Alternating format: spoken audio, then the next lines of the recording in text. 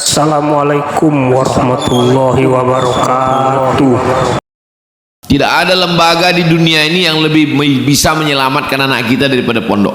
Carilah lembaga dari Eropa, Amerika, Jepang, Korea yang bisa mendidik anak orang dari mulai bangun pagi untuk sholat tahajud sampai tidur jam 10 malam. Tidak ada di dunia ini kecuali pondok. Tapi itu dirusak dengan isu-isu kekerasan, pelecehan seksual. Padahal sebetulnya yang terjadi itu sangat minim, kecil sekali. Tapi ada usaha pengrusakan, beritanya itu sengaja diangkat supaya apa? Supaya orang tidak memasukkan anak ke pondok. Kalau sudah anak tidak masuk pondok, habis, tamat riwayat. Untuk zaman sekarang ini tidak ada tawar menawar. Yang bisa menyelamatkan anak-anak kita itu tinggal satu lagi, pondok. Di luar itu saya tidak yakin. Jadi kalau ada orang mengejek, mengolok pondok, untuk apa dimasukkan ke pesantren? Siapa yang sanggup mengawal anak kita di rumah? Main handphone, gadget, slot, dan lain sebagainya. Kawan saya, sahabat saya, guru di salah satu sekolah. Diadakan razia handphone. Ditangkaplah handphone anak-anak ini, diperiksa. Dipanggil ibu-ibu bapaknya. Kebetulan yang satu ini ibunya dipanggil. Sahabat saya alumni Al-Azhar.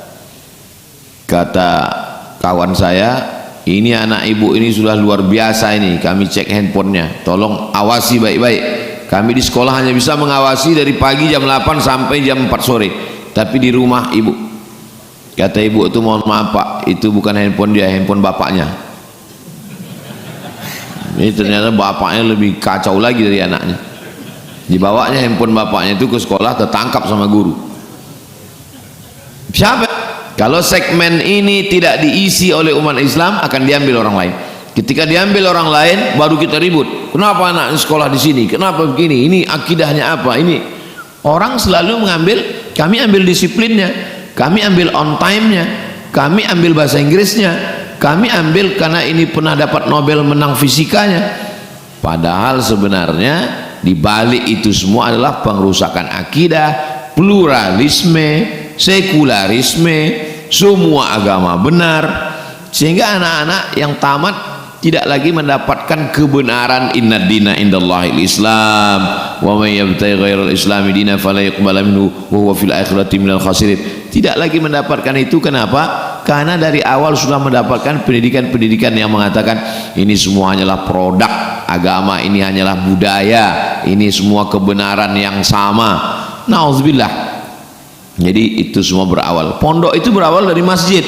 Karena ketika ulama, para kiai itu pulang mendirikan masjid, datanglah orang belajar, menitipkan anaknya, dengan sendirinya tumbuhlah asrama-asrama, disebut dengan pondok, karena memang anak itu sendiri membuat pondok itu kecil-kecil. Hanya saja sekarang dibangunkan asrama dengan bangunan beton permanen, tapi di beberapa tempat masih ada orang yang membuat pondok. Begitu dia tamat, pondoknya nanti diwariskan ke santri yang baru. Ayahnya datang membangunkan pondok untuk anaknya, satu pondok muat 2 orang. Nanti setelah tamat anaknya, pondok ini bisa dijual ke santri yang baru. Masih ada dipertahankan sampai hari ini, kemandirian. Tapi semuanya berawal dari masjid. Masjid yang diambil itu, padahal sholat itu lebih lama tegaknya. Mestinya namanya makom, karena lebih lama tegak, qiyam. Tapi yang diambil itu adalah masjid, dari sujudnya. Kenapa sujud yang diambil? Kenapa bukan berdiri? Padahal berdirinya lebih lama daripada sujudnya. Karena ketika orang membangun masjid, memakmurkan masjid, dia mestilah bersimpuh sujud, taat, patuh, takut kepada Allah Subhanahu wa ta'ala. Jadi kalau orang masjid masih lagi menunjukkan egonya, dirinya, keakuannya, maka sesungguhnya dia sudah jauh daripada itu semua. Saya, para habaib, para asatiz kita bisa duduk bersama, saling melengkapi kekurangan. Saya menyampaikan apa yang pernah saya dengar, apa yang pernah saya baca, tapi banyak sekali hal-hal yang belum saya tahu, itu dijelaskan. Itulah indahnya duduk bersama. Duduk bersama itu terasa lapang, duduk bersama itu terasa lebih menghangatkan. Kenapa? Karena kita sedang berbagi apa yang pernah tahu, kita dengar dari guru-guru kita semua. Jadi saya sangat senang sekali berada di Masjid Kapal Munzalan, karena kita tidak sendirian. Kita kumpul keluarga, semua sahabat kita, semua guru-guru kita. Ini pun juga mengembalikan tradisi lama zaman-zaman silam. Zaman dulu para ulama itu kalau dia lihat muridnya itu sudah selesai belajar, apa kata Imam Malik bin Anas meninggal 179, wahai Muhammad bin Idris Asy-Syafi'i, carilah guru yang lebih alim daripada aku. Ini ada beberapa keping uang emas, pergilah belajarlah. Tradisi itu yang sedang dihidupkan sekarang. Ustaz Luqman mengatakan kepada muridnya, belajarlah kepada Habib Fulan, belajarlah kepada Syekh Fulan, belajarlah kepada Ustaz Dr. Fulan. Tradisi itu yang dikembalikan sekarang, karena banyak orang sekarang mengajar tidak begitu. Akulah yang paling alim dari semuanya. Adapun yang lain itu hanya kulit-kulit kitabnya saja. Padahal dulu para ustadz, para ulama itu saling membesarkan, bukan saling mengkerdilkan. Foto sesuatu yang biasa, tapi foto ustadz itu luar biasa. Ketika murid-murid ustadz Dr. Amir Faisal melihat kita duduk bersama, murid-murid Habib Rifki yang ada di Ambon melihat kita duduk bersama, murid-murid Habib Ja'far di Jogja melihat bersama, yang selama ini mungkin orang merasa jangan-jangan di antara ustadz ini, di antara Habib ini, ketika melihat bersama, oh ternyata mereka satu majelis, ternyata mereka adalah orang-orang yang bersahabat sesama murid itu. At-tanafus, persaingan, permusuhan, gesekan, clash menjadi hilang. Menjinakkan buaya sulit, tapi menjinakkan pawang-pawang buaya jauh lebih sulit. Sehingga dengan mendudukkan para asatis, para habaib, para ulama, itu efeknya luar biasa kepada umat. Dan itu di masjid, duduk di masjid. Di masjid tidak ada lagi keegoan, keakuan, semuanya adalah Allah. Yang masuk ke dalam masjid itu al-ardu ardullah wal ibadu ibadullah wa annal masajida lillah. Bumi yang diinjak milik Allah, hamba yang ada di situ hamba Allah, dan masjid adalah milik Allah. Makanya tidak pernah di dalam Islam itu ada masjid milik suku, masjid milik orang Minangkabau yang Melayu dilarang masuk. Nggak ada. Tidak ada masjid pakai bahasa tertentu, tidak ada. Mungkin walau waktu pengajiannya iya, tapi dalam sholatnya semua memakai satu bahasa, Allahu Akbar. Tidak ada memakai. Tidak ada masjid milik partai. Masjid warnanya, tak usah sebut warna, nanti tersinggung pula partai. Tak ada.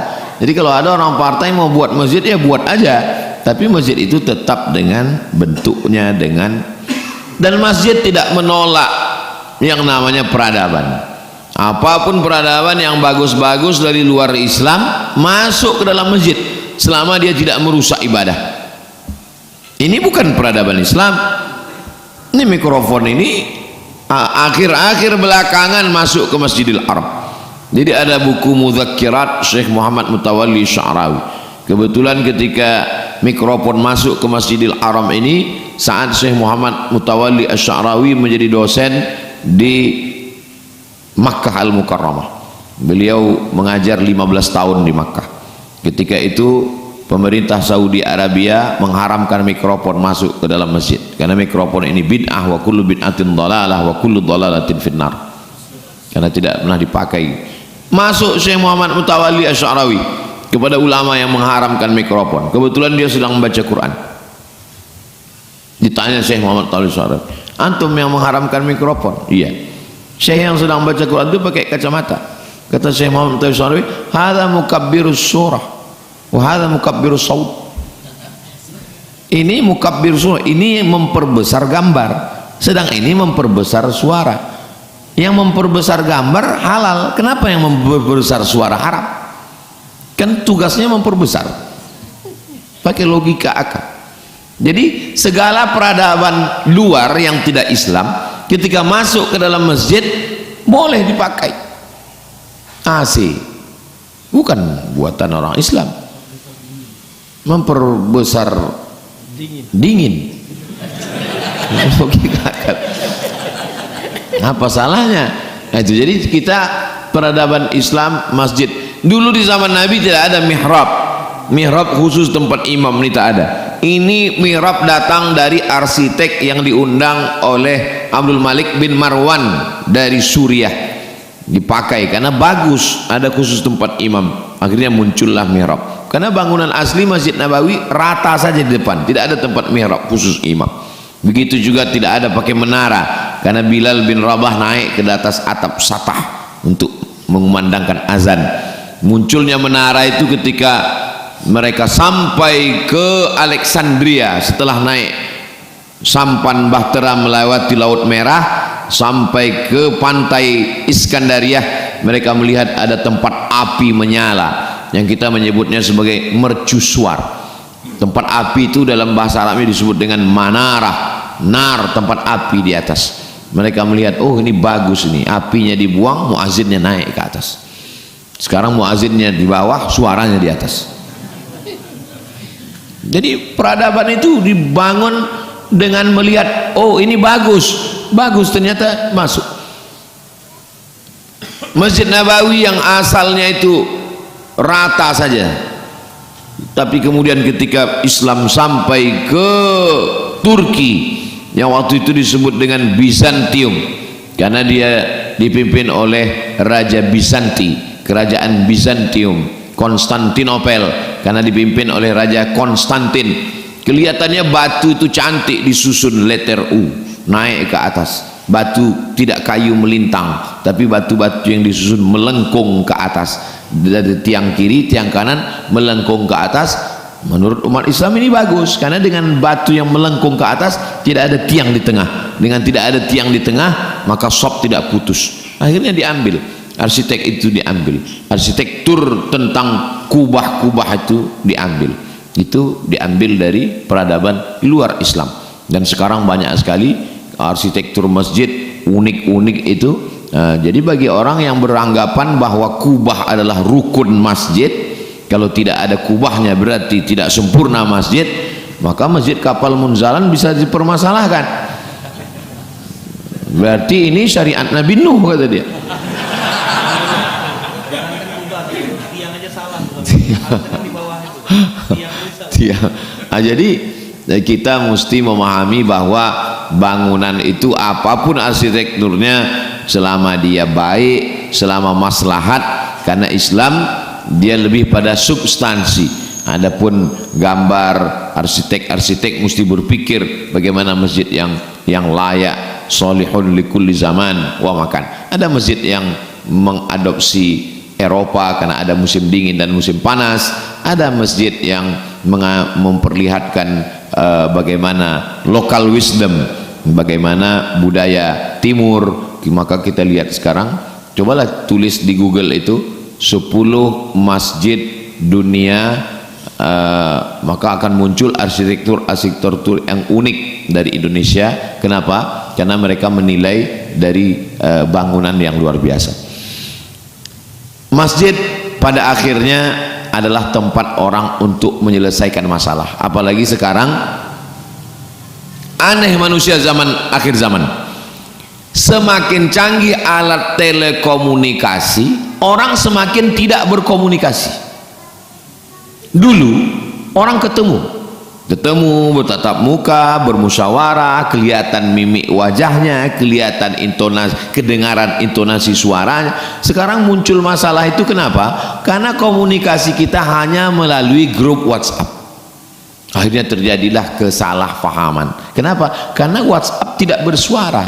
Kalaupun keluar suara tak nampak wajahnya. Kalaupun nampak wajahnya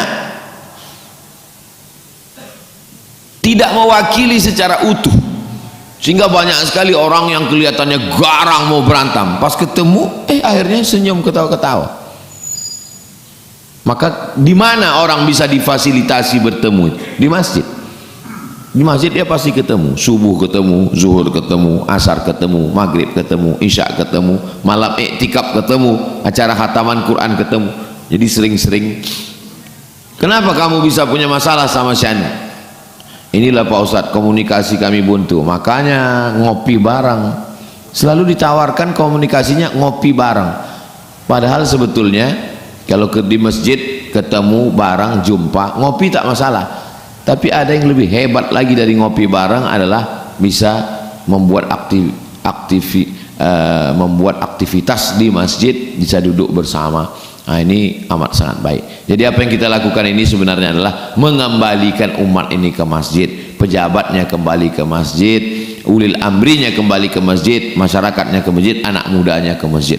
Dan awal yang kita lakukan malam itu, Masya Allah, tabarakallah, mungkin ada beberapa orang yang masih belum bisa ke masjid, ditarik dulu ke stadion, ujung-ujungnya ditarik ke masjid. Jadi itu satu langkah maju ke depan. Ada orang yang belum bisa ngaji, dia mesti nyanyi-nyanyi dulu, difasilitasi oleh Ayahman, dibuat nyanyi-nyanyi dulu. Habis nyanyi-nyanyi, ujung-ujungnya ke masjid. Ada orang yang belum bisa kenal dengan ustadz, belum bisa kenal dengan habaib, dikenalkan dulu dengan yang semi-semi ustadz, udah agak-agak nyaris ustadz. Jadi yang nyanyi-nyanyi tadi malam itu udah hampir ustadz itu. Ada ustaz, hampir ustadz hampir. Jadi kalau di Jawa ada kiai haji, mereka ini HK, hampir kiai. Segera insyaallah. Jadi kalau Kiai Haji Lukman ada namanya HK Rizal Armada. Mereka ini adalah orang yang memanggil umat untuk datang. Nanti setelah mereka masuk ke dalam, barulah mereka diisi kajian. Itulah yang dilakukan oleh Wali Songo dulu. Mereka pukul gending, mereka pukul gamelan. Orang mendengar dari luar, dia dengar, oh ini bagus ini, masuk ke dalam. Akhirnya setelah masuk ke dalam, barulah diajarkan sekaten, syahadatain, asyhadu an la ilaha illallah wa asyhadu anna muhammadar rasulullah. Jadi masuknya itu bukan dengan pedang terhunus. Siapa yang tidak la ilaha illallah pancung kepalanya. Kalau begitu mereka dulu masuk, tidak bersyahadat. Kita sekarang masuknya bersyahadat itu melalui kebudayaan, melalui pesan-pesan yang lembut. Akhirnya nenek moyang kita menerima Islam, asyhadu an la ilaha illallah wa asyhadu anna muhammadar rasulullah sallallahu alaihi wasallam. Mudah-mudahan apa yang mereka lakukan dulu kita teruskan, dan diteruskan oleh anak cucu kita, murid-murid kita, santri-santri kita. Kita saling melengkapi sehingga terjalinlah kumpul keluarga. Pada akhirnya kita menjadi keluarga besar, dan rumah besar kita adalah masjid, dan mengembalikan umat ini kepada masjid. Dan nanti puncaknya sebagaimana mereka dulu jaya, Bani Khulafa Rasyidin, Bani Umayyah, Bani Abbasiyah, maka kita pun juga nanti akan mengembalikan kejayaan itu, walaupun kita tidak sempat menikmatinya. Kalau kita menanam pohon kurma sekarang, mati kita tidak sempat bernaung di bawah daunnya yang rimbun, kita tak sempat menikmati manisnya. Tapi insya Allah anak cucu kita, generasi santri masa depan menikmati, kita dapat amal jariahnya insya Allah. Apa yang kita lakukan hari ini itu belum tentu kita nikmati hasilnya. Ini perjuangan panjang. Banyak orang sekarang mau semuanya instan, orang mau semuanya cepat-cepat berhasil, padahal mie instan pun ternyata direbus juga. Jadi tidak ada yang instan dalam hidup ini, semuanya berproses. Dan kita insya Allah masih percaya pada proses itu. Meletakkan batu pertama, membangun masjid, menyiapkan imamnya, menyiapkan para penghafal Qur'annya. Maka insya Allah apa yang kita lakukan ini diridhai Allah subhanahu wa ta'ala. Saya rasa itulah kajian subuh ini. Apa yang saya sampaikan yang baik-baik datang dari Allah, yang tak baik dari hamba Allah yang dhaif. Mohon maaf kepada para habaib, para asatiz, para ustaz atas segala kekhilafan. Aqulu qawli hadza astaghfirullah li wa lakum. Subhanakallahumma wa bihamdika asyhadu an la ilaha illa anta astaghfiruka wa atubu ilaik. Wa sallallahu ala sayyidina Muhammad wa ala alihi wasallam. Wassalamualaikum warahmatullahi wabarakatuh.